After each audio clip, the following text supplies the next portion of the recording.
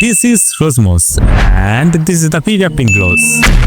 With it, you can make one color plant into a multicolor rose moss. Wow! To make it successful, we need healthy plant, sharp blade, grafting tape, and a little passion. My V-Grafting method just got hacked. About 30 plus colors in just one plant. Sounds crazy, right? Today I will show you exactly how to do it. Trust me, you have never seen rose moss like this before. Step 1. Choose healthy plant. I picked rose moss plant in a different color to make learning V-grafting easier. It is called Portulaca grandiflora. The healthier the plant, the higher the chance of success. Step 2. Make the V-cut. On the main plant, I carefully made a clean V-shaped notch in the stem. This is the stalk where we will attach other color.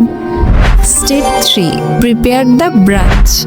I cut stems and shaped the bottom into inverted V's so they fit perfectly. Step 4. Join and heel. I placed the branch inside the notch, tied it gently with tape, and kept the plant in semi-shade. With light watering over a few days, the stems slowly heal together. I repeated this process here again to make it easier to understand V-grafting. You can do it in multiple times in different branches to create a rainbow of color on a single plant. If you want to learn how to create brand new shades of rose moss, please check this video.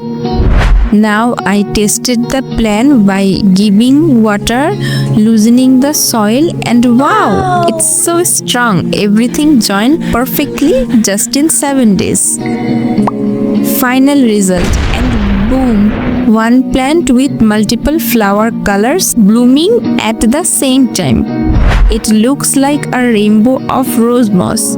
Try this V-grafting experiment at home and share your result. And hey, don't forget to smash the subscribe button for more crazy flower hacks. Thanks for watching. See you the next time.